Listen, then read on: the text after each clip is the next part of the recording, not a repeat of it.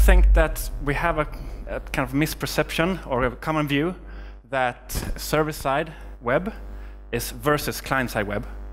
That basically server-side web is static web pages, boring, slow, and client-side web pages with single-page applications are dynamic web apps, fast and cool. I think this is wrong, and I think we should go from an either-or thinking to a more both-and use the tools when they fit the best. So the elevator pitch for my talk is that I want to demonstrate for you some client-side techniques that make server-side rendering a feasible choice for your web applications. But I also want to have some kind of general sanity checks here that in any case, before you start a project or when you're developing anything, think to yourself, does the tool or technique actually add value? Or is it just something for fun or something that you will find something out? There's a lot of different parameters, and these choices are really complex. But the next question is, what are the actual requirements for the applications, and in what context is it developed? What is the usage of the application? So maybe you don't need the fastest and greatest race car if you just want to go from point A to point B, from point A to point B. Maybe you can use a cheap or normal car that's been proven to work for decades, right? But the fast race car is cool, of course, so yeah. So, also, when you're doing web development, what is your foundation? Think about this. Like, do you have a single page application? That's the lowest level of abstraction. That if you're doing everything on this client side, you can't really go back to the server. That's kind of hard. But if you're rendering server-side HTML, you can always add JavaScript on top later and use progressive enhancement to make the page better. So, during the last couple of years, we've seen an enormous benefits with the client-side JavaScript and single-page applications. So, first of all, it kind of allows us to have independent deploys between the backend team and the frontend team. Usually we had like one team, and we kind of waited for each other. Like, we want to deploy some CSS and HTML and JavaScript, but we need to wait for a backend team to refactor something or to migrate the database, and vice versa. So we kind of grew from one team to two separate teams, a backend API team and a front-end JavaScript single-page application team. And this is nice because now we are independent. We deploy independently, and we don't have to wait for each other.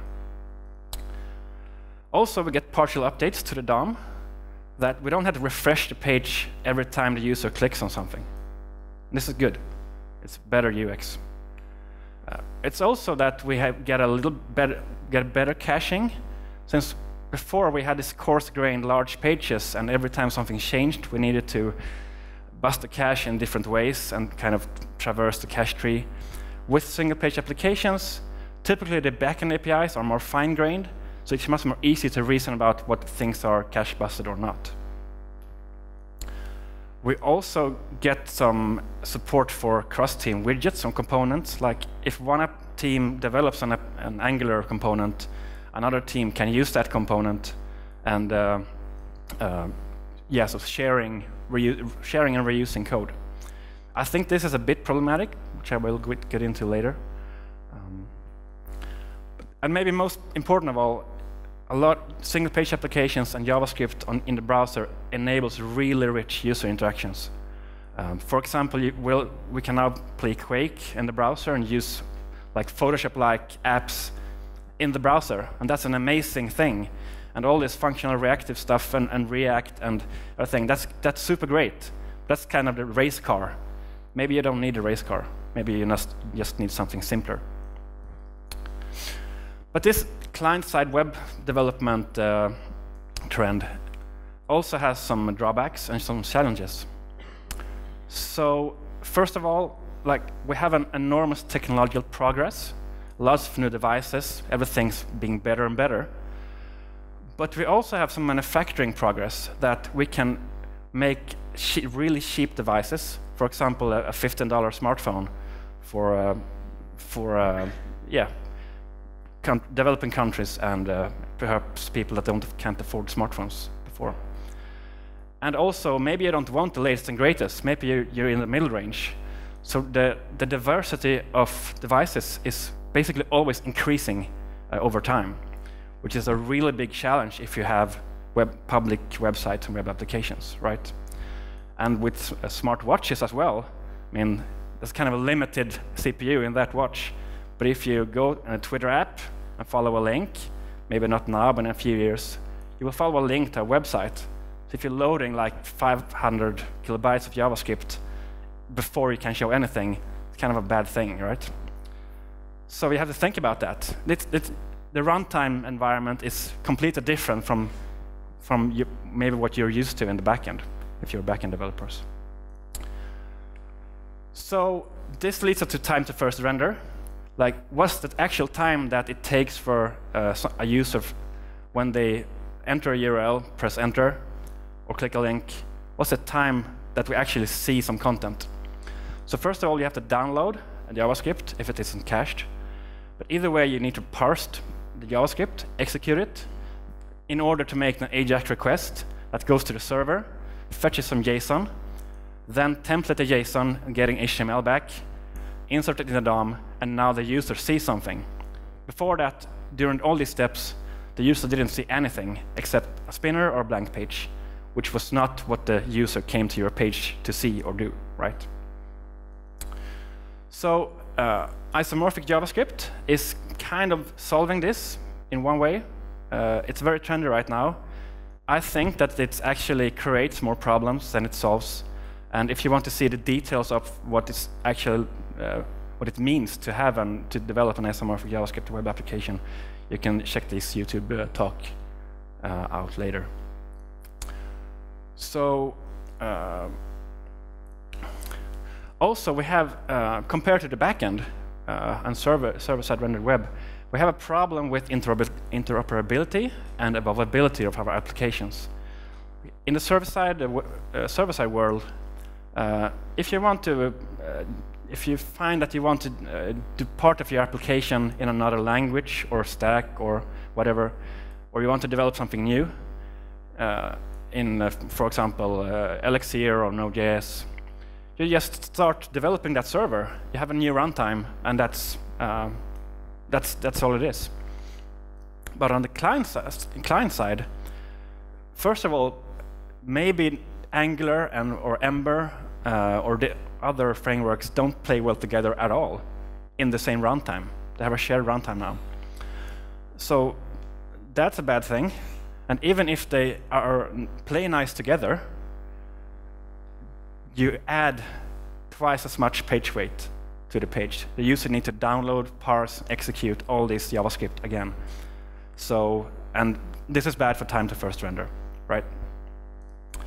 And also, it could be good to say that, like this, for cheaper devices, you can't really detect the CPU of a cheap device, right? You can have the latest Android, latest browser on a really cheap device. So you can't really know. You don't know what things are executed in, what your code is actually executed in, what kind of environment. And on the back end, you probably know if you're not running cloud, but at least it's not running on a $15 server, I hope. Also, the rate of change in the client-side space in JavaScript is really, really high. And since you have really, it's hard, and you don't want to add to the page weight, so you have to kind of bet on a library, if that will be the common library or even used at 2, 3, or 5 years from now. So, and that's a bet that is kind of tragic that you have to do, but that's kind of, yeah, we don't really know what we want to build, but we think we want to build it in Angular. It's kind of the opposite way. We should find out the requirements first and then choose the tool, right? But this kind of environment kind of forces us to choose tool first. So, some techniques that I want to go through today that you can use independently or together. And And I will have a demo that uses these technologies together. So, first of all, if you want to render HTML on the server, you need to have a web server. This enables server-side web. And this is kind of the foundation for this architecture. Right? Then I'm going to talk about pjax, which is basically partial updates with HTML views sent over Ajax. And then I'm going to talk about client-side includes, which allows you to pull content from your own system or other systems over the wire with Ajax, basically. And this is better for caching, and also it allows you to have reusable content. Then a little bonus slide, bonus technique. If you really want to have your application logic only on the server, here's a little technique that you can use for that, server-side driven client refreshes. And it's basically just a bonus. And then custom elements in order for you to share widgets between teams or systems. So I'm going to talk about all these things before we end the talk. So first of all, the web server. So if you want independent deploys, you need to have a web server that uses a backend API. This could be called a gateway web server. It's a web frontend server, or an HTML serving API gateway, or a web backend for a frontend in microservice lingo. I will choose gateway web server just for simplicity. So instead of having all your application logic in a big single-page application to the left here, we move the application logic back to the server side. And the goal is to have no application logic on the client side at all, just some glue code, as little as possible. And then, since we are on the server, you might not need the API anymore. Like for some projects, you might need it, and for other projects or applications, you might want to have a single team, like a full-stack team, developing one part of the web, for example. So, and this will be a simpler way to develop that application in that place, because you will have only one team and one runtime and one deployment pipeline. So, like for 10 years ago, we really didn't deploy that often. We weren't good at deploying stuff, right? But now we have continuous delivery, containers, Docker, virtualization. So we shouldn't need to wait for each other. We have developed patterns and techniques and tools that allows us to have a much better deployment story. So again, maybe you don't need a front-end and a back-end team. Maybe you can just have one feature team, full stack. OK, so we have independent deploys, if we want it. Next up is pjax. So pjax is a pattern or technique. And the most popular one used is called jQuery pjax, developed by GitHub in 2011. And the name comes from push state Ajax. So Ajax you all know about, probably. But push state is basically the history API in the browser, which allows you to push URLs to the history and also have hooks for the forward and backward button. It's around 500 lines of code, without counting comments. So it's fairly small, easy to understand. And it has a jQuery dependency, as you might have known in the name. I'll talk about that in a few slides. So what does it do? pjax registers itself. You register pjax to a CSS3 selector. So here we register every link that doesn't have the class pop-up. Should be registered for pjax on the body container. All right, so if we click a link here, the star, the click event will bubble up in the DOM up to the document root where we registered pjax. Pjax will stop the default behavior of that link click, which will be to just go to that page. Instead, it will take the href attribute, the URL, and make an Ajax request to the server with an xpjax header, all right, with Ajax then. And then the server can detect that header and not send the head or menu or footer or sidebars, only sending the actual resource that this URL is pointing to, this unique thing. Sending that back as an HTML fragment, just that particular HTML. Then pjax takes that fragment and inserts it into the body container where we registered pjax. And then takes the URL and pushes that to the history stack. That's it. So basically, HTML views over Ajax, right? So I'm going to demo this very soon. Just a few words. If you want to play around with this, jQuery pjax supports multiple containers, but you have to be careful not to nest them. Also, it's best if only one container is responsible for driving the URLs, so that the other containers shouldn't be registering new URLs in the history API. That's a constraint. Also, you shouldn't overlap event handlers. Things can be really strange if you do that.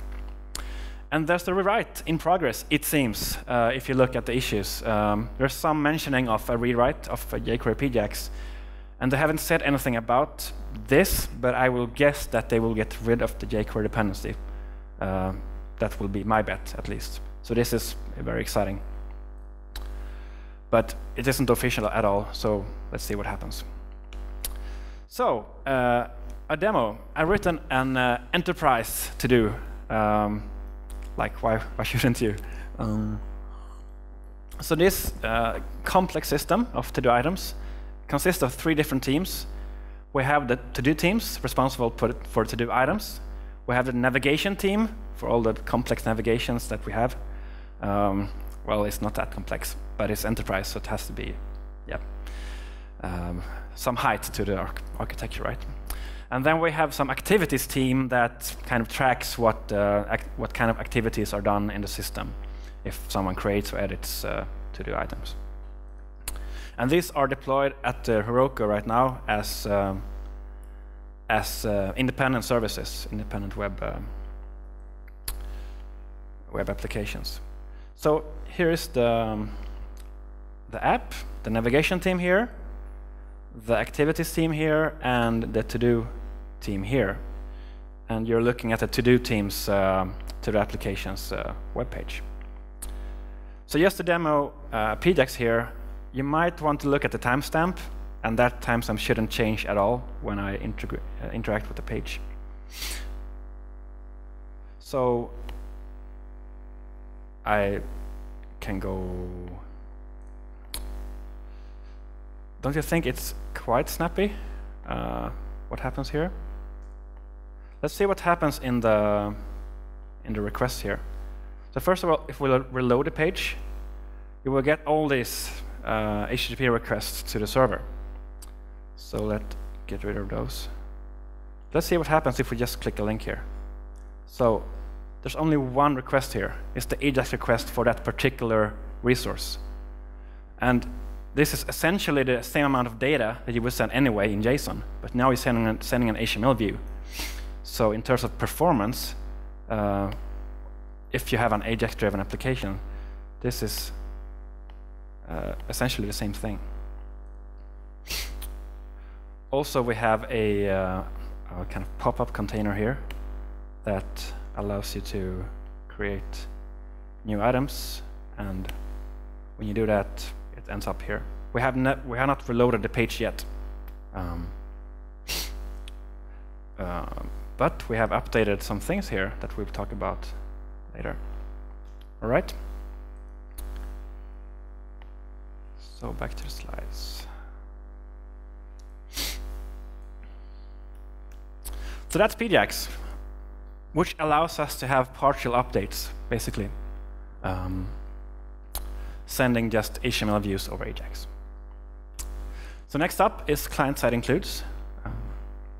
So this is a general pattern, like declaratively saying, I want to include this URL, and it happens over Ajax. So I'm trying to find the root. There's many libraries that can do this. But I find a library called hinclude, written by Mark Nottingham in 2005. So it's actually more than 10 years old. Mark Nottingham is an HTTP spec guy and does a lot of web standards things, and he even has an own Wikipedia page. So I would say that his code should be legit in some way. And it's only 150 lines of code anyway, not counting comments, so it's really small and easy to understand. So what it does is that it registers an XML element that you can use in your HTML. So if you use this XML element and using the source attribute pointing to a path that you want to include, and nowadays, since we have CORS, you can point that to any resource that supports CORS and has your origin in the list of valid servers. So if JavaScript is for some reason not executing, or the network is down, you're in a train tunnel, whatever, you have some fallback content that is not changed until the request comes back and the inner HTML is changed with the response of the AJAX request. So this is nice. What's probably even nicer is that if you have this fallback content as a link, this means that people that for some reason have chosen not to include Java to support to have JavaScript enabled, or if they happen to be behind a proxy that do something funny with JavaScript, or if you're in a train tunnel and JavaScript even didn't download, you have the fallback content there, and you have the link, so you can click the link, and the user could be able to see the content anyway, in a less user-friendly way, but still accessible, right?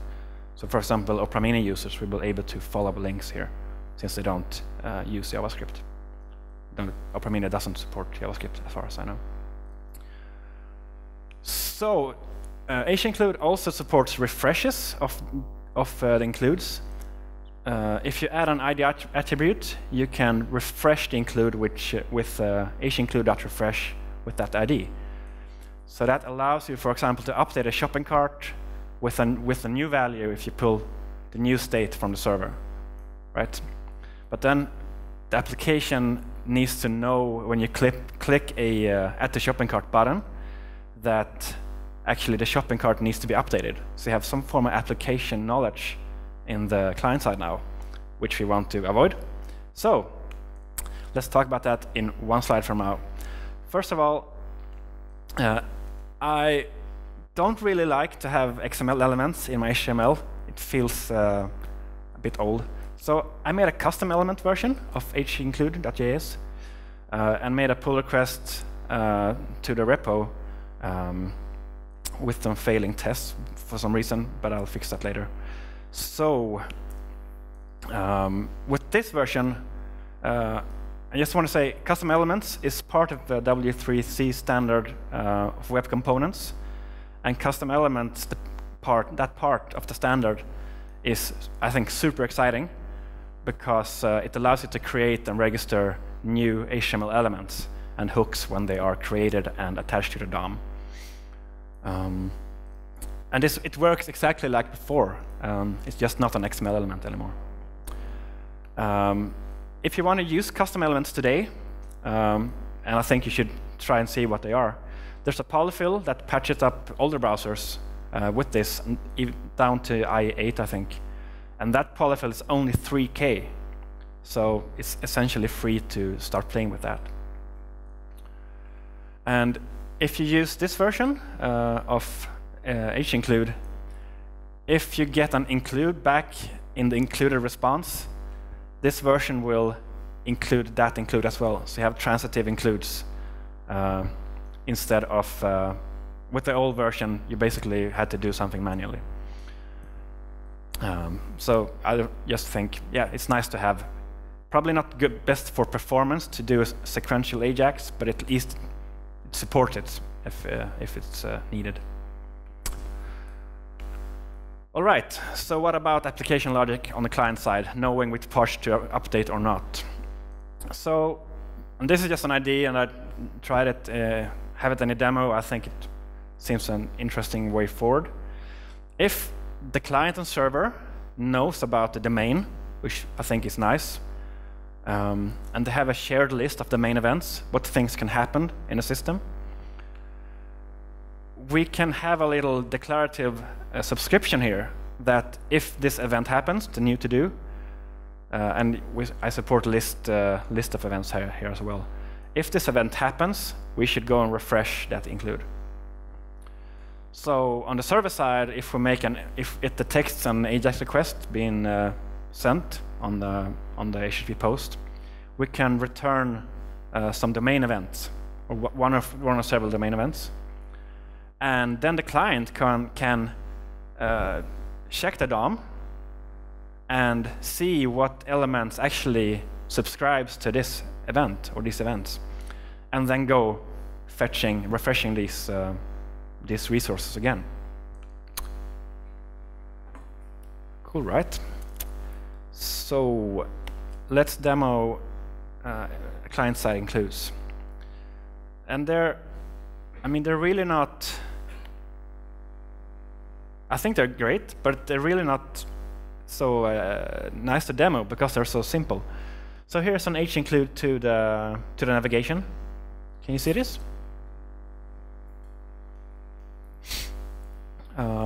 This is the source code, so it's not included yet. So if you instead look at what's actually in the DOM right now, you'll see that the thing that we wanted to include here from the navigation service is included, the whole navigation. And the same for the activities team here. So let's check what happens when we on the network when we create a new to-do item.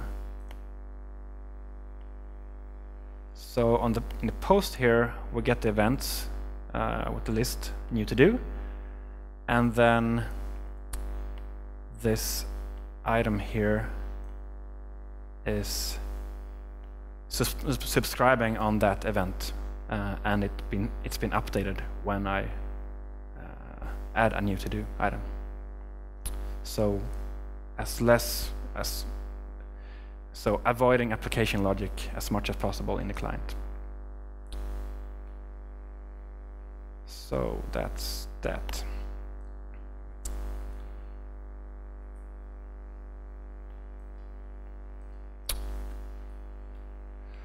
All right, so with server-side web, with some glue code, we also get better caching, since we can have more fine-grained resources with client-side includes. So that's nice. Let's talk about widgets or components. So if you are in control of your system and your code, I think that you should be able to choose whatever library or framework that you want to use, whatever whatever tool technique that makes it better or solves the problem. And so if you choose to have some Angular component or anything, some React, it's up to you, right? But the moment that you start collaborating between teams or systems, then you have an external dependency, right? And the problem then is that what dependencies do you need to agree upon? If you have Angular components, you need to have Angular in both these systems, right? And you need to have the same version, probably, of Angular, and not incompatible versions at least, right?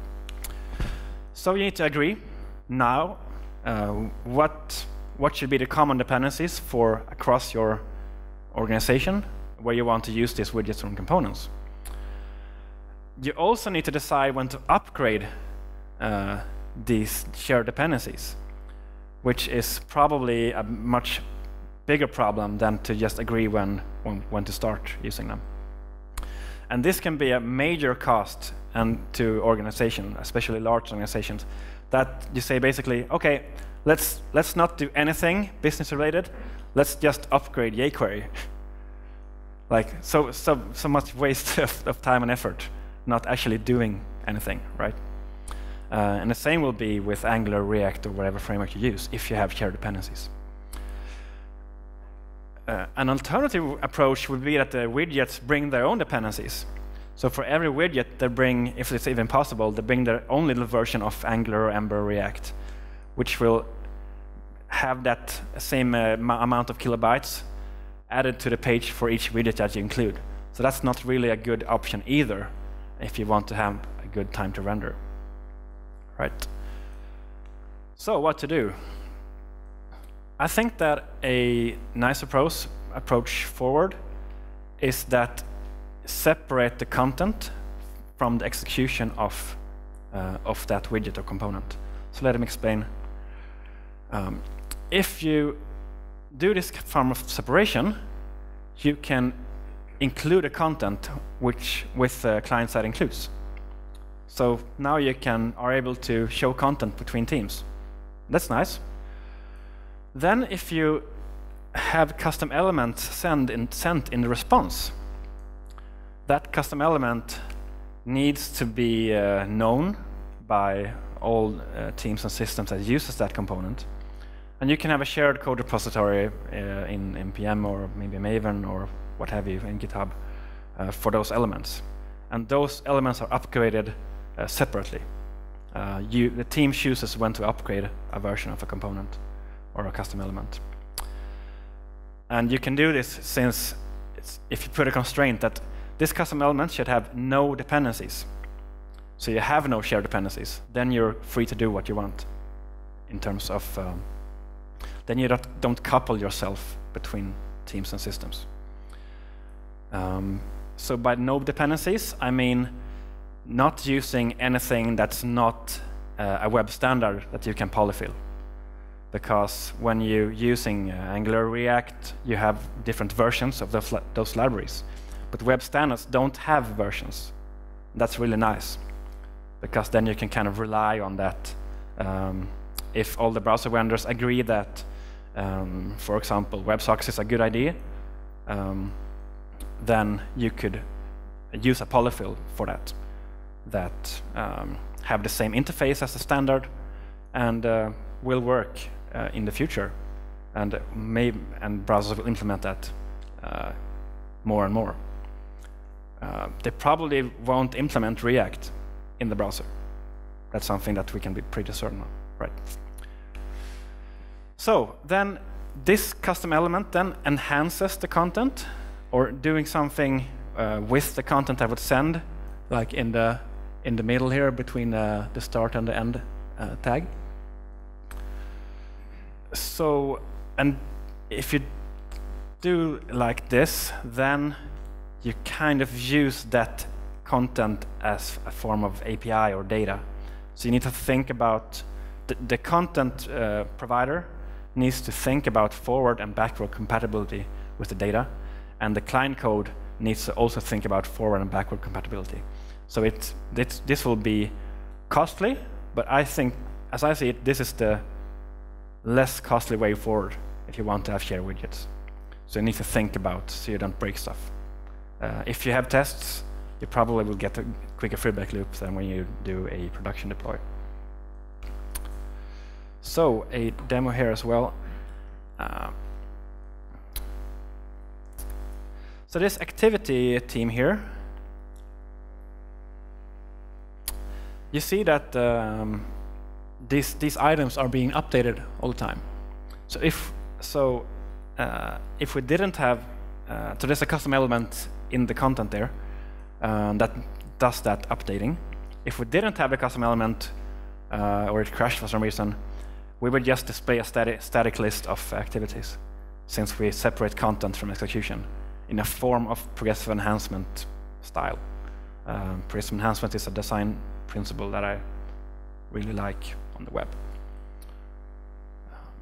So if we look at the source code here, window down, let's see here. So we have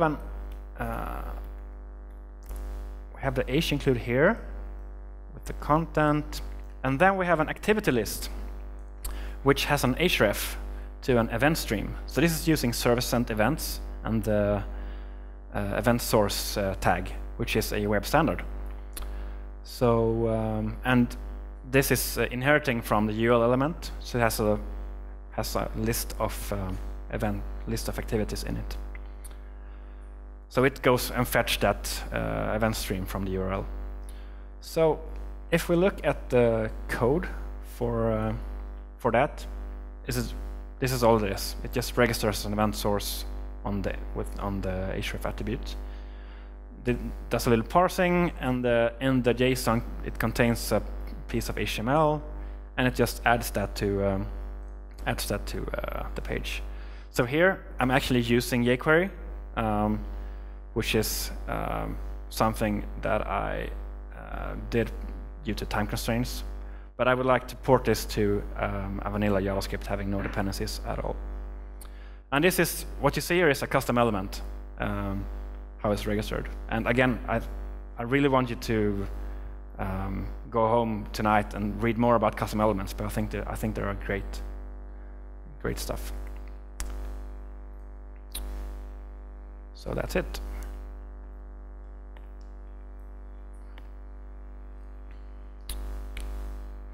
So we have cross-chain widgets components with client-side includes for the content, and then custom elements for the execution. So a summary and a little bit of reflection from my side. I wanted to show you today some techniques. First of all, you need to have a web server if you want to send HTML over from the server to the client, right? And this is the foundation that you start from. Then pjax for partial updates, sending HTML views over Ajax. Client-side includes for better caching and reusable content, and also form of widgets and components over systems and teams. And then the little domain event thing from server to client allows you to update parts of the page without the client side actually knowing what the application looks like on the server side. And then custom elements with client-side includes and so custom elements, yeah, the execution part of the shared widgets. And shared widgets will be free from dependencies, but otherwise you tie your shoelaces together between your teams. So I have two example scenarios that could be interesting. So for example, say that you have a static e-commerce site. Say that you have an e-commerce site with lots of products. You can make these pages static, the product pages. And then you might ask, but we have dynamic values here. How could it be static? So first of all, static pages are really good for performance. You can cache them hard. You don't need to have load on your database, basically. But then you can, first for snappier UI, you can use pjax for navigation, clicking through the products. And you can use client-side includes for getting the price, getting the stock information, and getting the shopping cart from a backend API. And then when you click on a add to shopping cart button, you're able to update the shopping cart on the right here if you use that server-side event, domain event thing. So that's one scenario.